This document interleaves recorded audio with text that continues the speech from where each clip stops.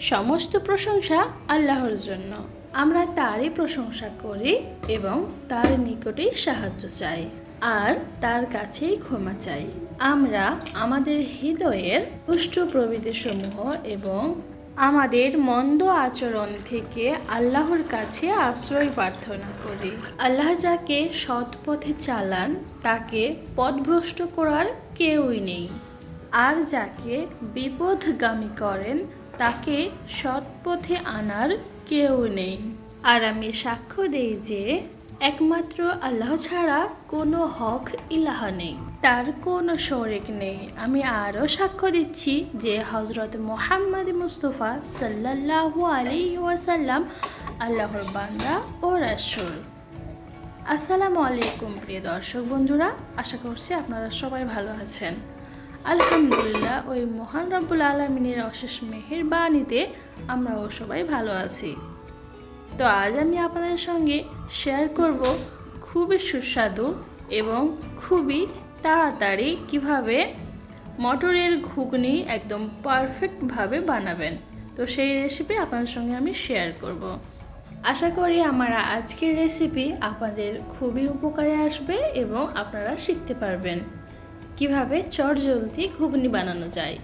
এই ঘুগনি দিয়ে আমরা রুটি খেতে পারি, পরোটা খেতে পারি, অথবা ইডলি বা ধোসা খেতে পারি। তো তার জন্য আমি সকালবেলা মূলত 4 ঘন্টা আগে আমি মটরটাকে ভিজিয়ে রেখেছিলাম, আর তারপরে এই যে নুন আর কিছুটা হলুদ দিয়ে সেদ্ধ করে নিয়েছি, যাতে খুব তাড়াতাড়ি রান্নাটা হয়ে যায় আর সেদ্ধ হয়ে যায়। রান্নার জন্য আমাদের কিছু বাটা মশলা লাগবে। তার জন্য আমি কিছুটা আদা, রসুন এবং 2টো কাঁচা লঙ্কা এবং সামান্য 1 টেবিল চামচ জিরা, গোটা জিরা দিয়ে একটা পেস্ট বানিয়ে নিয়েছি। আমার মটরটা সেদ্ধ হয়ে গেছে। এখন আমি ঘুগনির জন্য আলু লাগবে। তো সেই আলুটা আমি আগে থেকে কিউট করে ছোট ছোট করে কেটে রেখেছি। সেই আলুটা এখন আমি খুব সামান্য তেল দিয়ে ভেজে নেব। আপনারা চাইলে সরিষার তেল দিয়েও রান্না করতে পারেন, আমি এখানে রিফাইন তেলটা ব্যবহার করছি। তো তার আগে গরম তেলের উপরে যদি সামান্য নুন এবং হলুদ ছিটিয়ে দেওয়া যায়, তাহলে যে কোনো জিনিস ভাজতে গেলে আর তেল ছিটাবে না। দেখতেই পাচ্ছেন কোনো তেল ছিটাচ্ছে না। আর এই আলুটা যেহেতু আমি পানিতে ধুয়েছি, এটা যদি শুধু তেলের উপরে দিয়ে দিতাম তাহলে খুবই তেল ছিটাতো। আর যেহেতু আমি আগে নুন এবং হলুদ দিয়েছি, তাই খুবই সামান্য ছিটিয়েছে, যেটা কড়ার মধ্যেই রয়েছে, কড়ার উপরে ওঠেনি। তো আমার এই আইডিয়াটা আপনারা কাজে লাগাতে পারেন। আশা করছি আপনারাও উপকারী হবেন। তো এখন আমি আলুটাকে ভালো করে ঢাকা দিয়ে 2 মিনিটের জন্য ভালো করে সেদ্ধ এবং ভেজে নেব। তারপরে এই কড়াইয়ের মধ্যে আমি ঘুগনিটা বানাবো। 2 মিনিট পরে কড়ার ঢাকা খুলে এখন আমি ভালো করে নেড়ে চেড়ে আলুটাকে ভেজে নেব। আর যেহেতু আমি ছোট ছোট করে আলু কেটেছি, আর এটাই হচ্ছে ঘুগনির পারফেক্ট আলুর মাপ। এর থেকে বড় সাইজ করলে খেতে ভালো লাগবে না, তাই এই মাপই করতে পারেন। আর এই মাপই করলে ঘুগনিটা খেতে অনেক মজা হয়। আর আগে থেকে যদি এইভাবে আলুটা ভেজে নেওয়া যায় সামান্য, তাহলে আরও মজা হয় খেতে। তো আমি আলুটাকে ভেজে তেল ঝাড়িয়ে কড়াই থেকে তুলে নিয়েছি। তো ওই কড়াইয়ের মধ্যে আমি পরিমাণ মতন তেল দিয়ে দিলাম। আপনারা চাইলে সরিষার তেল দিয়েও রান্না করতে পারেন, আমি এখানে রিফাইন তেলটা ব্যবহার করেছি।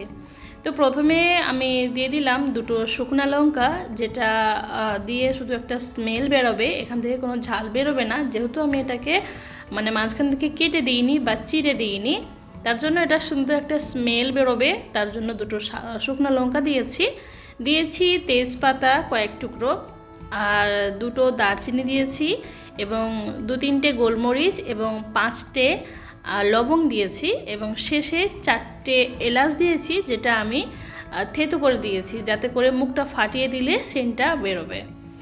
তো মূলত এই গরম মশলা দিয়েছি, এখন হালকা করে ভেজে নিয়েছি।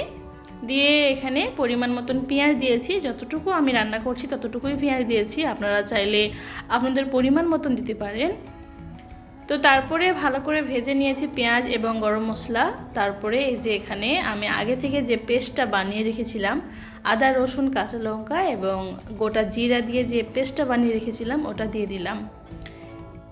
এখন আমি খুব ভালো করে কষিয়ে নেব সব কিছু একসঙ্গে। ভালো করে ভাজা ভাজা হয়ে গেলে তারপরে আমি এখানে শুকনো মশলা অ্যাড করব। তো দেখতেই পাচ্ছেন অনেকটা ভাজা ভাজা হয়ে গেছে, এখানে কোনো রকম আদা রসুনের গন্ধ নেই, পুরোপুরি চলে গেছে, যেহেতু আমি সুন্দর করে কষিয়ে ভেজে নিয়েছি মশলাগুলোকে।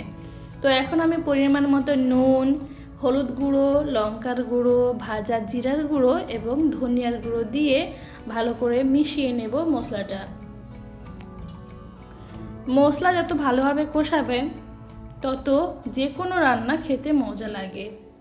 মশলা যদি ঠিকঠাকভাবে যদি না কষানো হয় তাহলে কিন্তু যে যত সুন্দরই রান্না হোক না কেন খেতে কিন্তু খুব একটা মজা লাগে না। তাই মশলা যত সুন্দর কষাবেন তত খেতে মজা লাগবে। তো এই যে আমি যে মিক্সার গ্রাইন্ডার জারে আমি পেস্টটা বানিয়েছিলাম, ওই জারটাকে হালকা ধুয়ে সামান্য পানি দিয়ে এই যে মশলাটাকে কষিয়ে নিচ্ছি। আর মশলা কষাতে গেলে একটু পানি দিতেই হবে, না হলে মশলা কষানোই যাবে না। তাই সামান্য পানি দিয়ে মশলাটাকে ভালো করে কষিয়ে মশলা থেকে যখন এইভাবে তেল ছেড়ে দিয়েছে, আগে থেকে সেদ্ধ করে রাখা মটর এবং আগে থেকে ভেজে রাখা আলু দুটোই একসঙ্গে দিয়ে দিলাম।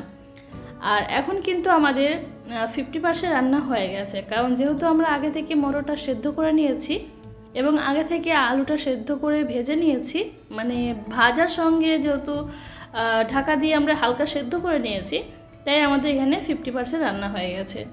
এখন সমস্ত মশলার সঙ্গে এই মটর এবং আলুটা ভালো করে মিশিয়ে কষিয়ে নিলেই সামান্য পানি দিয়ে ফুটিয়ে নিলেই কিন্তু আমাদের আজকের ঘুগনি রান্না হয়ে যাবে। তো দেখতেই পাচ্ছেন আমার ঘুগনি রান্নাটা কতটা সুন্দরভাবে কষানো হয়েছে। কড়াই কিন্তু সামান্যতম পানি নেই, আমি একেবারে কষাতে কষাতে পানিটা শুকিয়ে ফেলেছি। আমি এখানে মূলত 5 মিনিট ধরে কষিয়েছি এই ঘুগনিটাকে, মটর আলুটাকে। দেখতেই পাচ্ছেন কড়াই একটু পানি নেই, তো এই পর্যায়ে পারফেক্ট কষানো হয়েছে। তো এখন আমি অল্প করে ঝোলের পানি দিয়ে দিব, আর ঝোলের পানিটা দিয়ে ভালো করে ফুটিয়ে নিলেই কিন্তু আমাদের আজকের ঘুগনিটা রেডি হয়ে যাবে।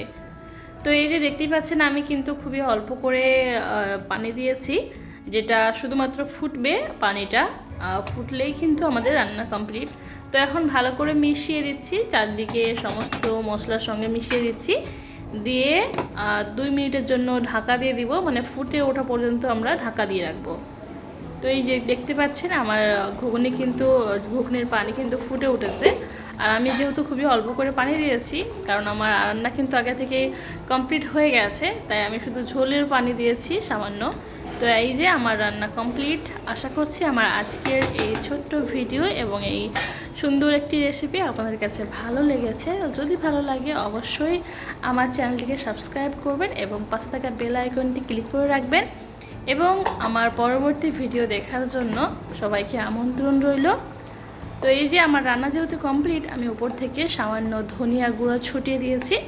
দেখতেই পাচ্ছেন কতটা লোভনীয় হয়েছে। এই ঘুগনি দিয়ে আপনারা রুটি খেতে পারেন, খুবই মজা পাবেন, এবং পরোটা খেতে পারেন। আমি বানিয়েছি এটা দিয়ে ধোসা খাওয়ার জন্য, যেহেতু আমরা সাউথ ইন্ডিয়ায় থাকি, তাই এটা দিয়ে ধোসা খেতে খুবই মজা লাগে। আর এখানকার মানুষরা কিন্তু এই ঘুগনি দিয়ে ধোসা খায় না, ওরা খায় নারকেল চাটনি, সরিষা চাটনি এসব দিয়ে খায়। আর আমি যেহেতু ওগুলো খেতে পারি না, তার জন্য আমি এখানে ঘুগনি বানিয়ে নিয়েছি। তো আমার আজকের ভিডিওটা আপনাদের কাছে কেমন লাগলো অবশ্যই সুন্দর কমেন্ট করে জানাবেন। তো সবাইকে ধন্যবাদ জানিয়ে আজকের মতন এখান থেকেই বিদায় নিলাম। সবাইকে আসসালামু আলাইকুম, আল্লাহ হাফেজ।